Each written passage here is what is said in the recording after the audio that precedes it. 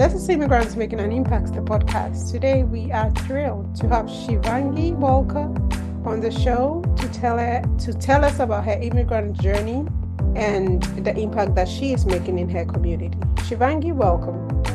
Thank you very much. It is such a great pleasure to be speaking to this community of immigrant men and women, and I imagine a lot of you are what I tend to call high-skilled immigrants. So, we do not potentially belong to that, that group of people who might be immigrating for reasons which are beyond their control. So I don't know what the community consists of, but I quite like to speak to this community of high-skilled immigrant people. So tell us your immigrant journey. Where are you living at the moment? Why did you move here? We want to know your immigrant story. Right. It's been a long journey, 25 years soon.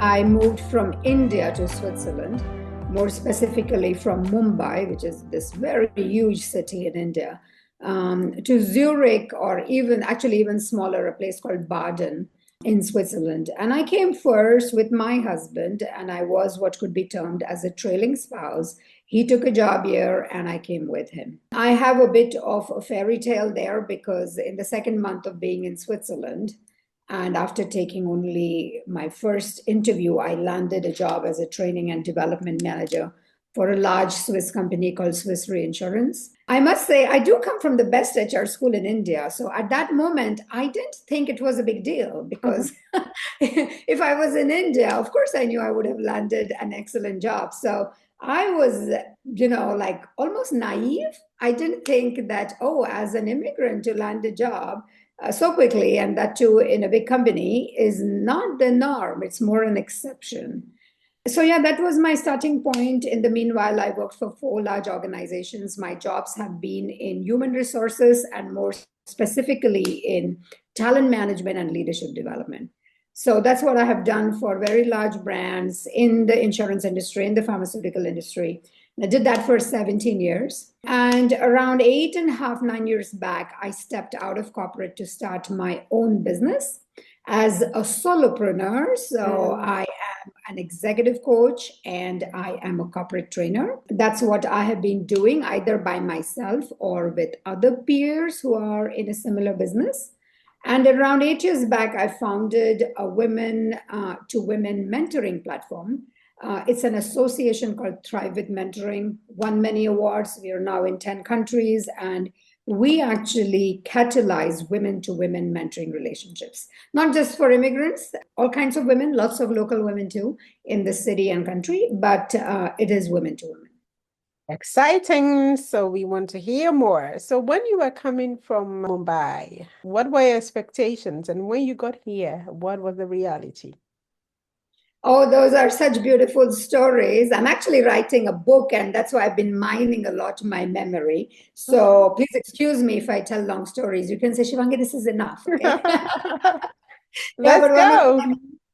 One of my most vivid memories is, and mind you, this is February 2001. There is nothing like Google Translate. Smartphones are just very, very new, but definitely there are no apps. And definitely there is no, like you say something in one language and it translates to you real time. No such thing, okay? There was the internet, but that's about it. And I was in a shop very quickly after I came to Switzerland because it was my husband's birthday and I wanted to bake a cake. I had started German lessons, but just about started. I didn't know too much German. And I wanted something as simple as sugar. And in that shop, pretty big shop, nobody spoke English. And, in sugar in German, which is the language which is spoken where I live, it's Zucker. So it's not all that different. But I think if you've never heard the word sugar, you probably do not think it's the same as Zucker. So I go to the cash counter and I say, I'm trying to look for sugar. And she just looks at me blankly. And I was like, okay. And then I just walked through this really big shop, trying to find where sugar is. And I could not. And I actually went back to the counter. And to my luck, there was I guess another expat woman who spoke both English and German. And I tried to explain to her, I'm trying to bake a cake, I'm trying to buy sugar. And she was like, oh, don't worry. And then she took me to the right lane and I got it. But for me, that was like such an amazing reminder of being in a foreign land where something as basic as sugar was not the easiest thing to procure. Now, mind you, I learned German very quickly. I took first group lessons and then private lessons. I think it was one of the best investments I did in my own development. Though I've never really worked in German, I always worked in English by choice. But it was very, very important to learn the language to integrate in the society. First, of course, for myself, just to integrate in the community where I'm living in and also understand people, because honestly, I am surrounded even today by several people in my neighborhood who do not speak English. They may understand it, but they don't speak it. And my greatest experience came with when I gave birth to my first son. I have two sons, they are 16 and 12. And my 16-year-old, soon 17 actually, year old, when I gave birth to him, I was put like in a mother's group. And we would, during the maternity leave, we had this amazing activity to do, which I loved, that we could actually take the baby to one of these community centers and get them weighed and measure their length. This is something I really love to do. And of course, this is the first time in my commercial life that I could take this, really long time off, right? I had taken 6 months instead of the legal 4 months. So I took 2 extra. Nobody there spoke any English again. So this is like not 2001, but this is 2007, right?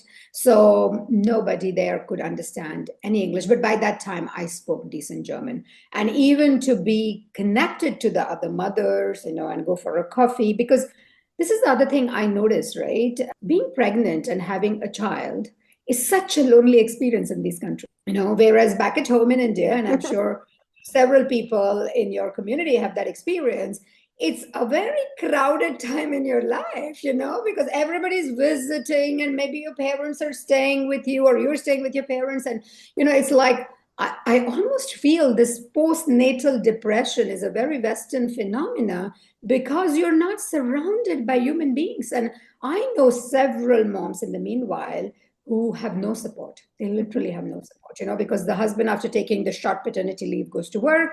And if you have complications in your maternity, God forbid. Whereas for me, it was amazing. My mom and my oldest aunt, who is like my mom, very, very close, they came and stayed with me for 3 months. So 3 months, I was there like a queen with a small baby. Of course, that part was not easy because the baby never slept at night.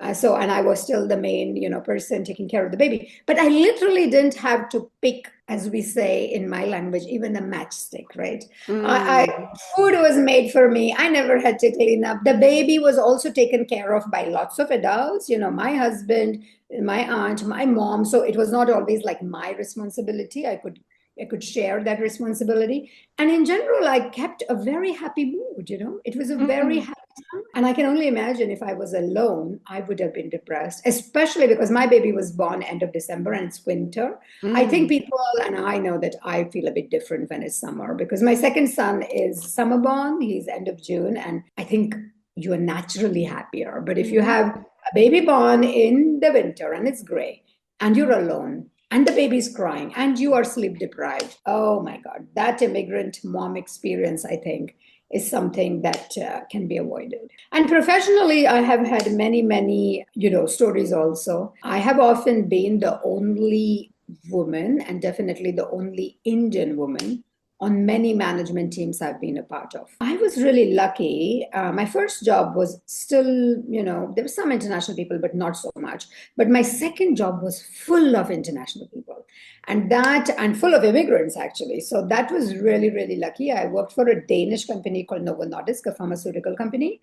And in an office of around 40 people, I think, we were 22 nationalities. So there I felt right at home because every person came from another country. Could be US, UK, of course, but there was somebody from Iran and somebody from Nigeria and somebody from Egypt, And that was really an amazing feeling too, because then I am not the foreigner.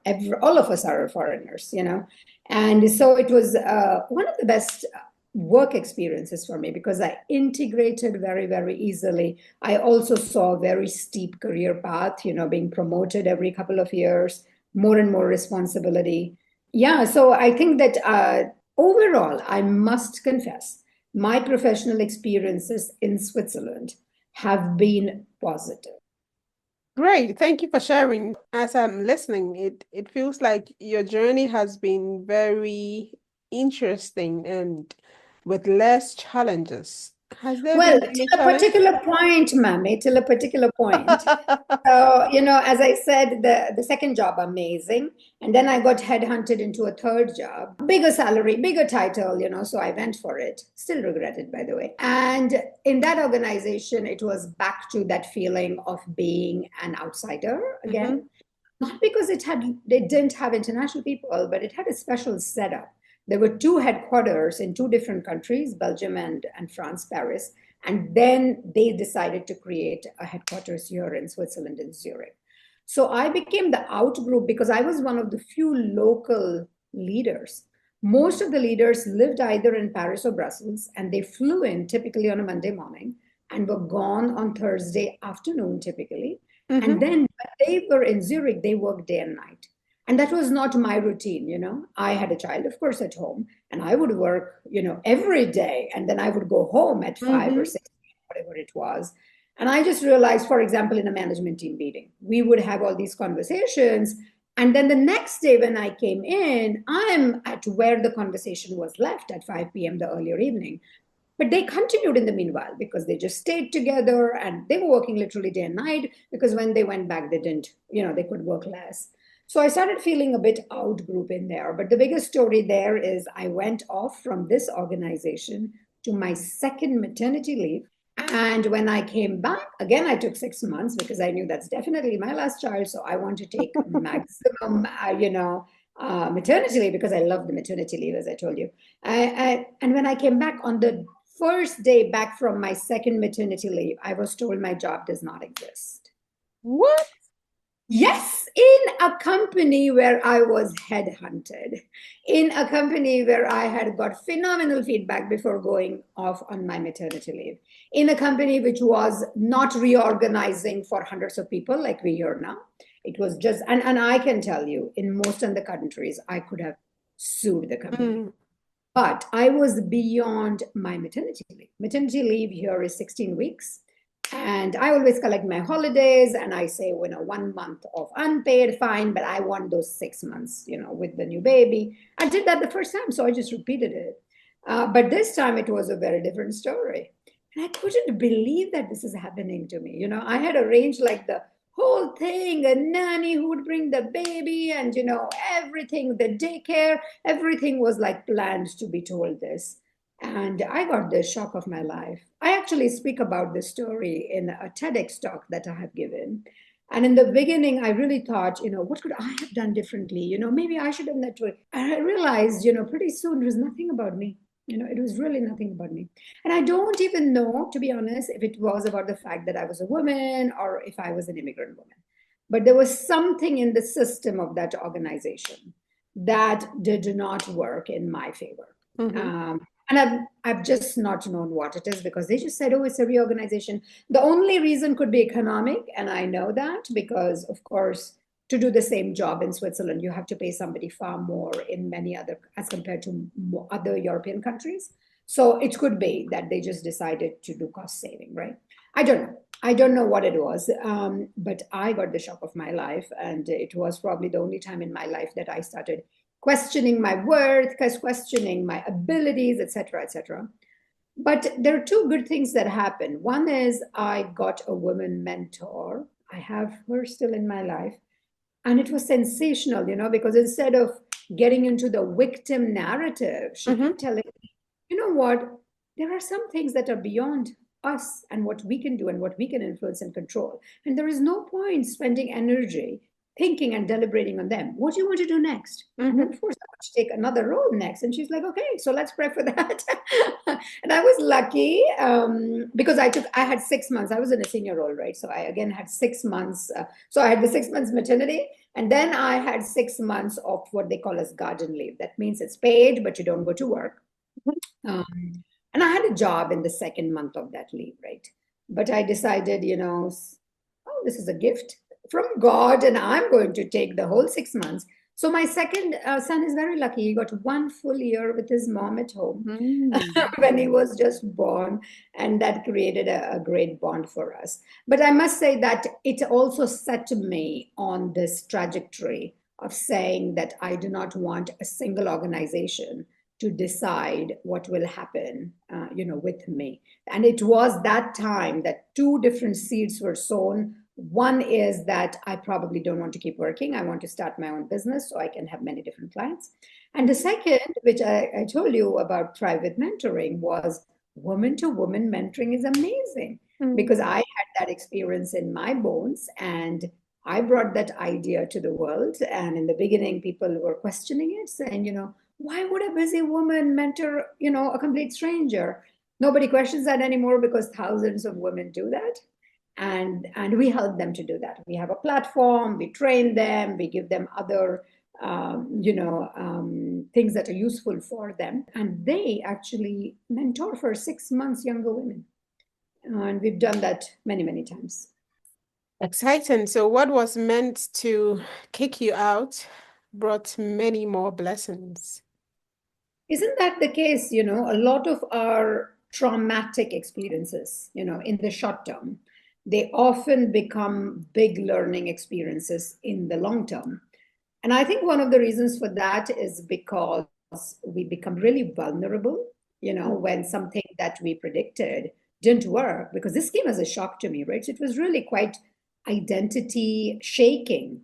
And I think when that happens, you create something from a space which is quite different as compared to what you might create when you are in what I call your strategic mind, Mm-hmm. because of course we live in a capitalistic society and our strategic mind is always telling us what can I do and what will I get, you know whereas I think when you go through such an experience like I did and your identity is shaken, you don't ask that question, what can I get anymore, but you ask much more the question, how can I give? And I think that usually is the genesis of something, something as transformational as private mentoring, because honestly private mentoring does not have a business model. This is not a business. Mm-hmm. All of us, including me, work for free. We're all volunteers. And we've done that for 8 years, and we spend considerable amount of time. 250 women have done that till now, right? So it's not me. I started the Spark. I hold the organization. But once you go thinking about how can you give, it creates a lot of change. And I learned that to my own experience. And probably, That's Mami, you're doing something like that with your conversations.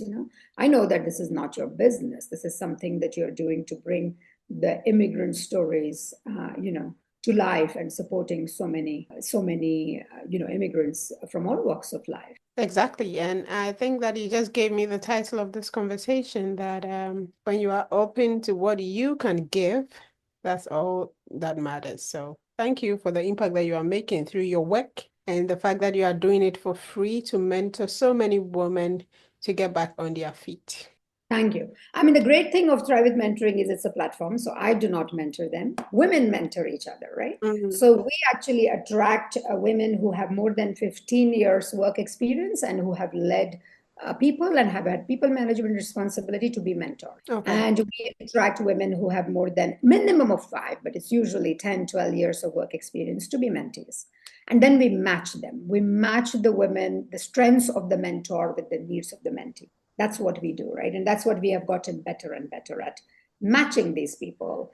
The match is so important, the chemistry is so important, because sometimes people look great on paper and they don't get along. Mm-hmm. So that's really our value add, right? And then we do other things like training the mentors to get better at mentoring, etc., right? Or recognizing them. We do annual awards events. This Oh. year we had our very first conference on the whole idea of belief and how do you strengthen your own belief and how do you offer belief to others who are feeling maybe less hopeful.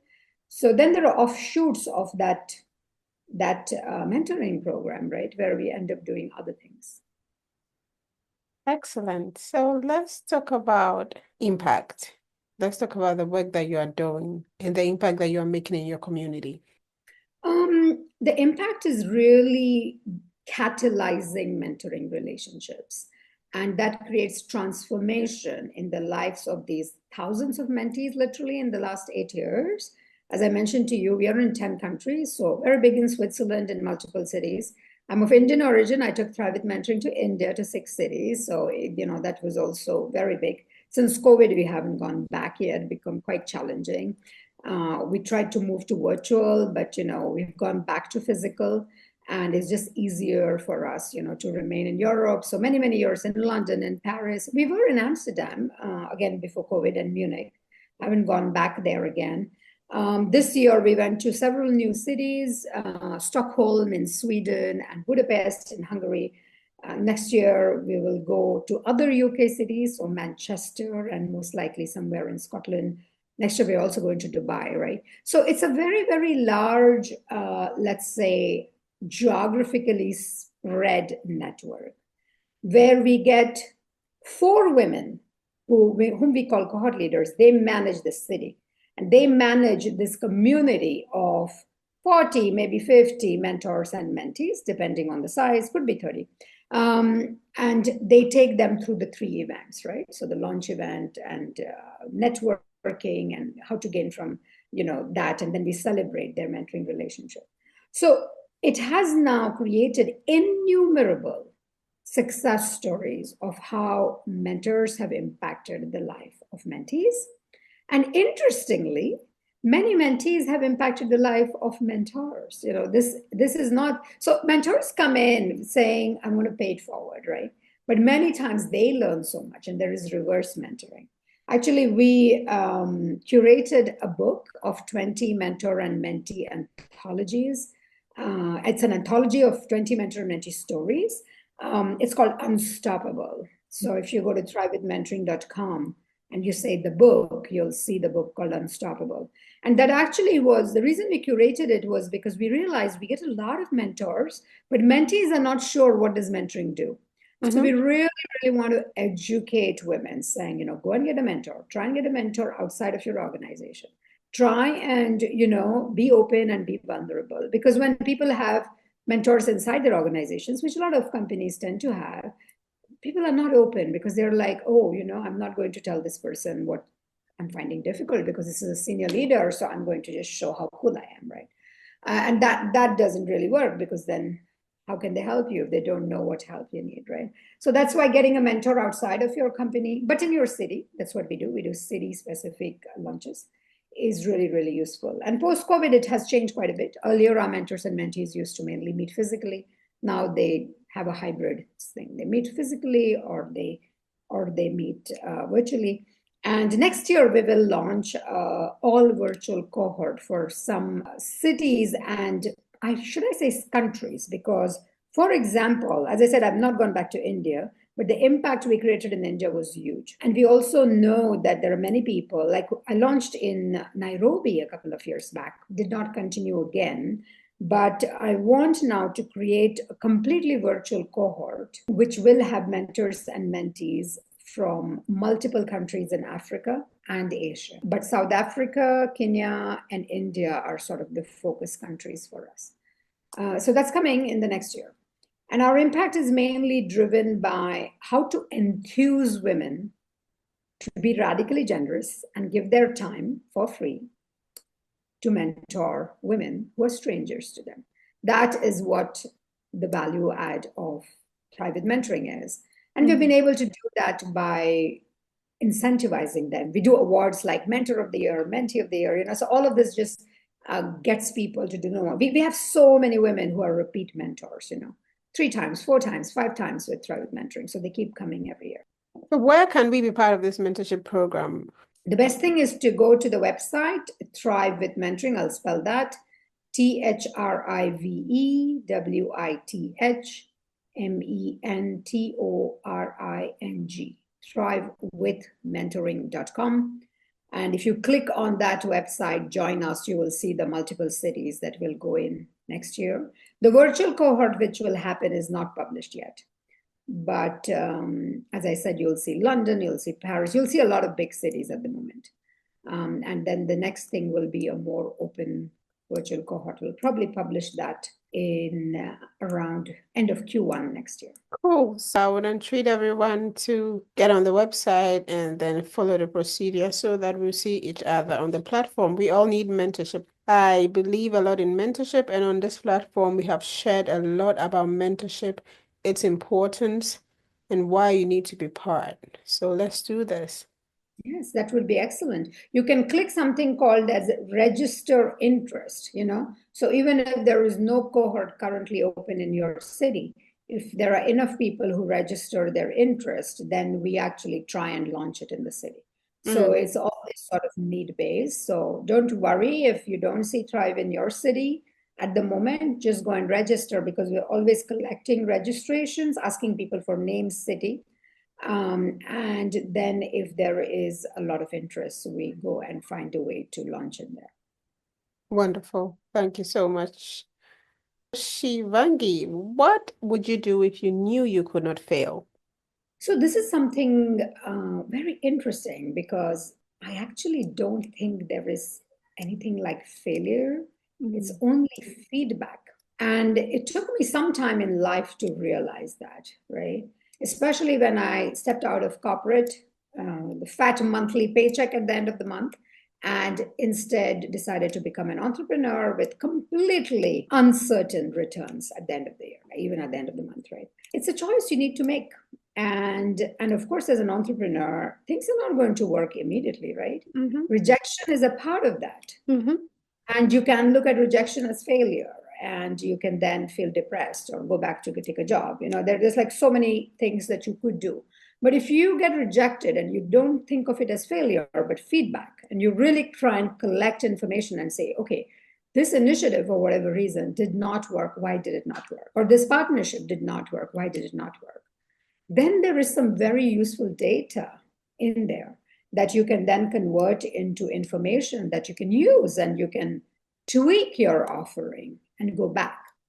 So that has both because of my entrepreneurship journey and also because of Thrive with Mentoring, which honestly has been like a leadership lab. We try a few things, we go to a few countries, and we do all of this with volunteering. It has created, I must admit, almost like a system of abundance. And if you experience that kind of abundance, even if it is in a nonprofit setting, you somehow get that energy. And I've realized that energy, then your mindset shifts, and you don't start looking at things as I succeeded or I failed, but more as I experimented, and these are the results of the experiment. And depending on the result, I will tweak that experiment and have the results that I want. Because sometimes the experiment leads to results you want, and sometimes it leads to results you don't want. So if you don't want that, then you need to say, okay, so which parameters do I need to tweak, right? I'm a biomedical engineer, and I've done, experiments as I studied science, and really trying to bring that kind of thinking towards initiatives which are not maybe scientific in nature, but that has really helped. And I also realize, as I told you, the story, right? The story of being made redundant on day one after maternity leave. This was more than 10 years back, 12 years back almost. And I was just thinking, wow, if that kind of a setback can create Thrive with Mentoring, then it's not a bad thing, right? I'm not going to go about looking for huge setbacks, of course not. But I do know, for example, when people have cancer and they know that they are going to live for a particular amount of time, they suddenly feel more alive and they start living much more consciously. I mean, it's just the truth that some of the toughest times in our lives, and God forbid, we're not going to invite tough times, but in hindsight, a lot of these are great ways for us to grow and thrive. Failure is feedback. Thank you for that wisdom. So what advice do you have for immigrants in general? In general, I think as immigrants, we become, and I think we are quite adaptable. And we need to actually, we're like bridges, right? We bridge two cultures, sometimes three cultures. And today, when the world is becoming so very divisive, and sometimes, people are getting, I know there is anti-immigrant sentiments in many countries. And I wouldn't say that it's a cakewalk, right? That you are openly accepted with wide arms. That's not our reality in many places. I do feel, though, it depends on how we show up, right? And which communities that we show up in. And for me, one of the great communities to be a part of especially when I was new, I must say it's not so much anymore, was to be surrounded, like the Indian community in Switzerland, because their experiences were similar to mine, their food and everything. You just feel like the sense of belonging. And that would be my advice, find people, find your tribe, who is like you, where you can feel a sense of belonging. And to the people who are different, be that bridge and help them understand you and you understand them. Thank you so much. So we are about to wrap up. Could you tell us where we can find you, where we can connect with you? Sure. My website is shivangivalke.com. That's SHIVANGIWALKE, shivangivalke.com. I'm very active on LinkedIn. I also have a unique name. So if you put Shivangi Valke on LinkedIn, you should find me.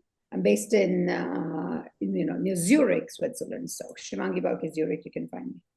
And I'm very excited at the moment about my latest project. I am writing a book for high-skilled immigrant women. It's called Wonder Women. It's a play on the word Wonder Woman. Mm-hmm. So I call it Wonder Woman, right? Because we are wondering whilst we wonder.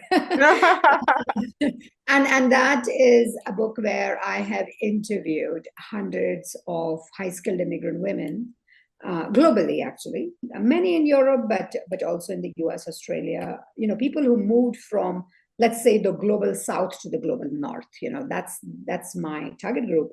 And these women then actually succeeded. So they became they became CXO roles, they became CEOs, they became chief technology officers or marketing officers, or they launched very successful businesses as entrepreneurs, or they launched successful nonprofits, So whichever field that they decided to pursue, they became quite successful at that. Because I want to change the narrative, right? There is a big narrative around the biases that we face, etc. And I'm not demeaning or discounting that.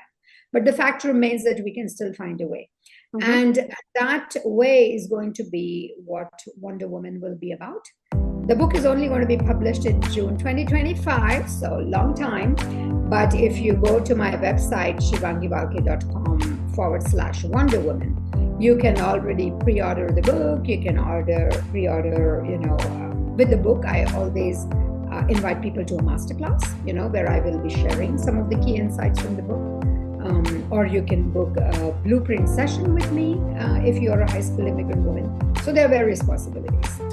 Please complete the sentence for us. Immigrants are bridges that are critical for our ever-growing, global yet divisive world. Wonderful. Thank you so much for coming on the platform, sharing your inspiring immigrant story and the impact that you are making in your community. I think that we have learned and gleaned from you. We are going to join forces together with you on your mentorship program and be part of it. And together we are going to make greater impacts. Thank you so much, Mami. I wish you all the very best. And I look forward to hearing from members of the community.